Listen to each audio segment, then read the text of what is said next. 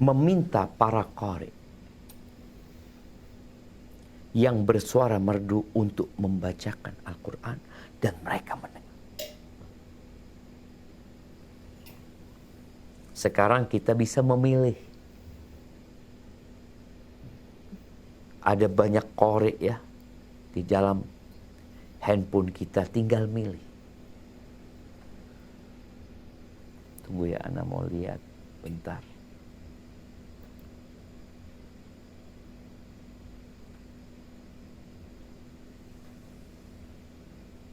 Nih, ada Syekh Mahmud Al-Husari, Abdul Basit Abdul Samad, Muhammad Siddiq Al-Minshawi, Syekh Ali Abdurrahman Al-Hudhaifi, Ibrahim Al-Akhdar, Abdul Rashid Sufi, Ali Jabir yang sudah meninggal, Muhammad Ayub yang sudah meninggal. Tadi juga Syekh Mahmud Al-Husari, Syekh Abdul Basit, Muhammad Siddiq Al-Minshawi itu pada meninggal semua sudah mereka. Kemudian Ahda Ahmad Al-Hawashi, Ahmad At-Tarablusi, Ahmad Al-Ajmi, Ahmad bin Najib As-Suwailim, Ahmad Khalil Shahin, Ahmad Diban, Ahmad Amir, Ahmad Isa, Ahmad Muhammad Tahir Sudani, Ahmad Nu'aini, Akram Allahu Akbar. Ya Allah jemaah, banyak sekali. Artinya kalau dulu harus ada orang. Nggak mungkin kita sekarang minta Syekh Ali Al-Hudhaifi membacakan buat kita di Indonesia. Tapi subhanallah, dengan adanya teknologi ini kita bisa mendengarkan bacaan-bacaan itu. Tapi di sini disebutkan bagaimana dahulu para ulama itu kalau ada orang yang bacaannya bagus, yang suaranya merdu, mereka minta orang ini untuk membaca. Yang lainnya mendengarkan. Tapi ingat, kemarin sudah dibahas oleh Al-Imam Nawawi bahwasanya ada banyak orang yang hanya memerdukan suaranya tanpa dia mentadabburi. Mereka hadir menyimak hanya untuk goyang-goyang kepalanya. Hanya untuk mengatakan bagus banget suaranya. Ini suara yang bagus dalam rangka menghiasi Al-Quran. Seharusnya yang dilakukan orang yang mendengar itu adalah mentadabburi ayat-ayat Qur'annya dengan bantuan suara yang merdu ini. Bukan kemudian dia mendengarkan Al-Quran seperti mendengarkan musik. Dia menikmati bacaannya tapi tidak merenungkan arti. Sehingga berapa banyak orang yang baca Al-Quran dengan suara yang merdu, akhirnya seperti yang Imam Nawawi katakan. Mereka menambahkan huruf, menambahkan harokat. Karena target dia adalah bagaimana orang senang dengan bacaan.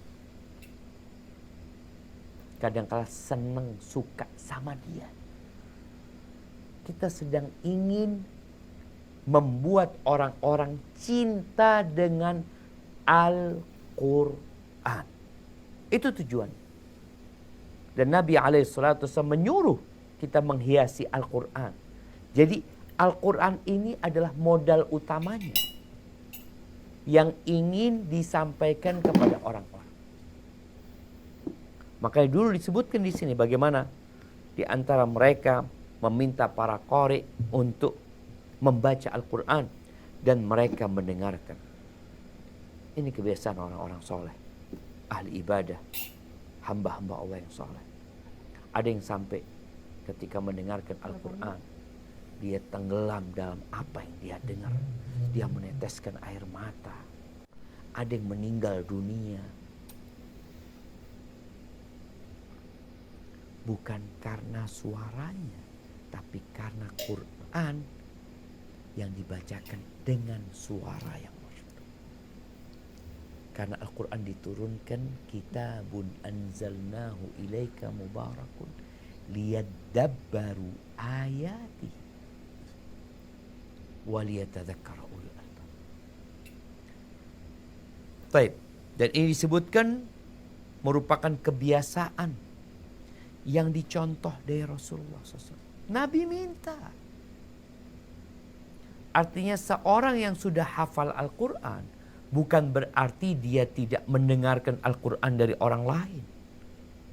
Dengarkan dia.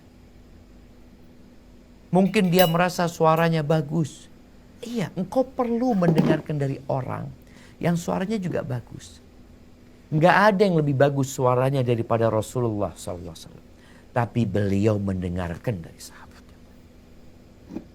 Untuk apa? Untuk mentadabburi itu Al-Quran. Innamal mu'minuna alladhina idza dzukirallah wajilat qulubuhum. Wa idza tuliyat alaihim ayatuhu zadathum imana. Apabila dibacakan, bukan membaca mereka. Dibacakan. Ini berarti ada fadilah mendengarkan. Apabila dibacakan kepada mereka ayat-ayat kami, bertambah keimanan mereka. Dan Nabi mendengarkan, dibacakan kepada Nabi SAW, dan bertambah keimanan beliau. Jadi membaca Al-Quran dengan suara merdu memang anjuran dari Rasulullah SAW. Namun ketahuilah bahwa dengan lantunan ayat yang indah, kita seharusnya mentadabburi ayat tersebut. Bukan bacaan Al-Quran yang indah tersebut dinikmati seperti menikmati suara musik, akan tetapi menikmati dengan ditadabburi. Semoga Allah memberikan taufik dan hidayahnya pada kita semua. Barakallahu